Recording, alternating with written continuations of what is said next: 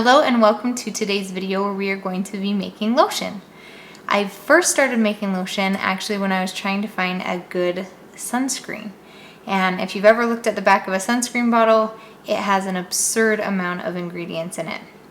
And so as I was trying to investigate that, I started to realize more and more that sunscreen actually prevents you a lot of times from absorbing the wonderful rays of the sun, that are going to give you the vitamin D and enhance and support your system, and actually does not do a great job of blocking harmful rays. So like this doesn't do a whole lot, and it has a lot of negative aspects to it. So as I started doing that, I quickly realized that I could take the zinc oxide portion out of the sunscreen I was making and just make lotion. And since then, it has become my favorite thing. Anyone that I make the lotion for loves it, and so I wanted to give you the opportunity to be able to learn how to do that on your own. So first, you don't have to have this, but it does make it a little bit easier. I use a double boiler for my lotion. So I get a bit of water in the base of the pan, get it to where it's boiling, and then go ahead and put my other pan over it. So for today's lotion, not all of these things are required. Again, this has been kind of an evolving process for me. And so the things that our recipe that we're getting off of Wellness Mama does say that you want is an almond oil, a coconut oil, a shea butter, and your beeswax, as well as your coconut oil. The other things that I'm going to talk about today are more optional, and I have found that I love them. So the jojoba oil, not necessarily a necessity, but so incredible. Makes your skin so soft, so healing, great on scars, just a wonderful, wonderful oil. And so usually I will do half and half almond oil and half jojoba oil. So I will link to where I've gotten mine online. I've spent quite a bit of time vetting the products that I like, and it can be a little tricky, especially if you're getting things online, because you don't always know if the quality is great. Then you're going to use an almond oil. This one I get from Sky Organics, 100% organic almond oil. Going to use our coconut oil. The coconut oil from Costco is a great coconut oil, so absolutely can just go ahead and use that. Going to use our unrefined shea butter. And I have found, after trying a few different shea butters, this better shea butter is the one that I really like. And then there's some additional benefits of using things like cocoa butter. So what I usually do is I will use half of the shea butter and half of the cacao butter so that I can get some of those added benefits of both. When you start learning more about some of these butters and the things they do, you start seeing that they actually have natural sunscreen benefits. They are really nourishing to the skin, can be great for acne, can be great for eczema. I mean, they just have so many benefits. Beeswax as well as coconut oil are antibacterial, antiviral, and so great for keeping things clean, great for, putting on rashes, anything like that. So just incredible, incredible healing properties. And then the beeswax, this one does get a little bit tricky. I have ordered a few different ones that just smell terrible, and it's a little bit challenging to find a good beeswax that you can trust. If you can find somewhere local, that's great. This one is from Earthwise, and it's turned out to be pretty good. So those are the different things that are going to go into our lotion today.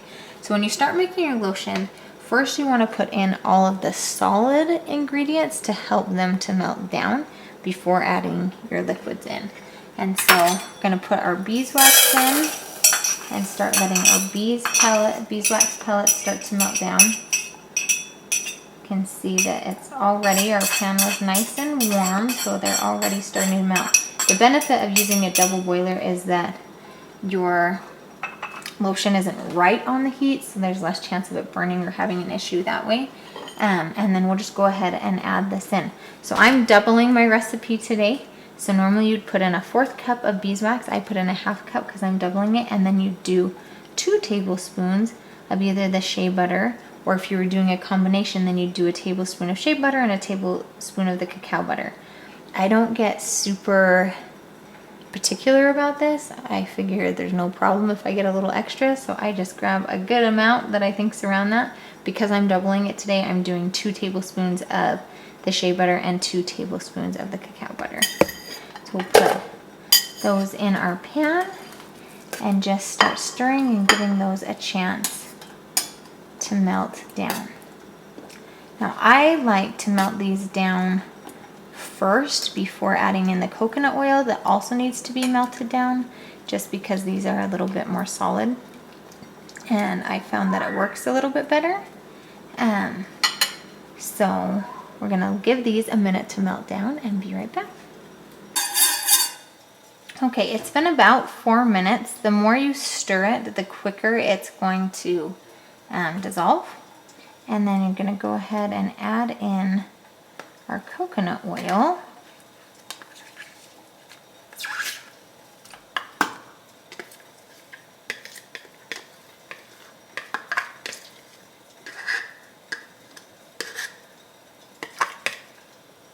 Stir that around and let it dissolve.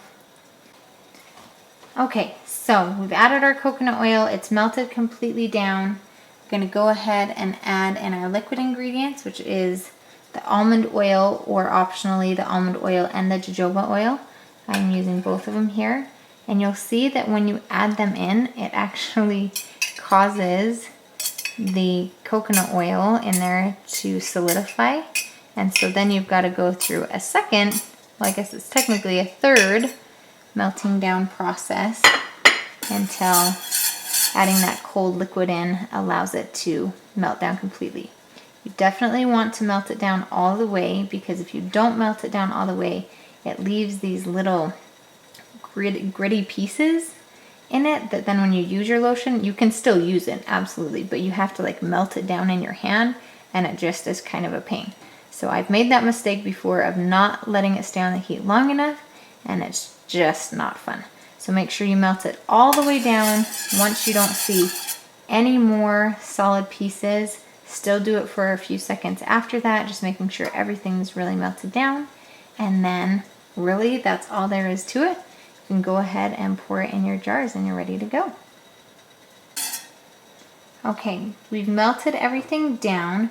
You can see there's just a couple pieces left, so we're just gonna give it a bit longer to make sure that there's nothing in there that is solid at any point anymore.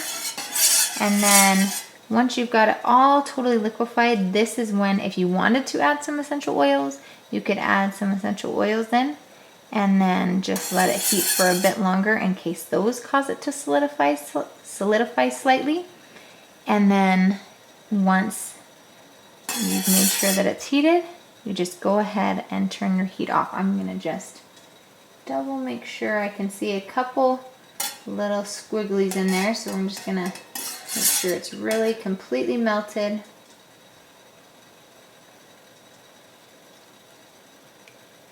All right, it looks pretty good. Then you're just gonna go ahead and turn your burner off. Take that off of the burner.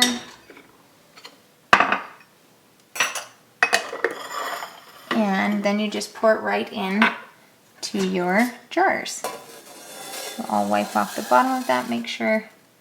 And you want to do this while it is warm, because the second it starts to cool, it's going to start to solidify again.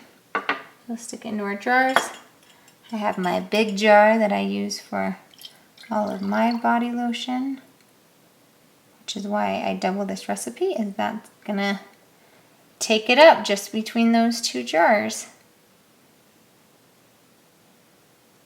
And then you still have all of this lotion-y goodness inside here, and it will start to solidify. And so a lot of times I'll go ahead and grab some of it, tell my kids to come over, rub it on myself.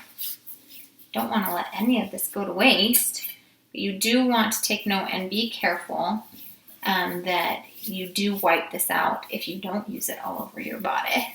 You want to make sure to wipe it out and use a paper towel before washing it in the sink or the dishwasher, because these coconut oils and the shea butter and the cacao butter, once they get cold, they harden. So it can be not very good and pretty unhelpful to drains. And so you want to be careful in that way.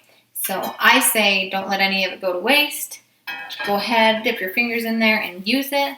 Pull up your pants, put it all over your legs, put it on your belly. But if you decide there's still some left in there and you're done using it, then make sure you use a paper towel. Same thing with your glass containers.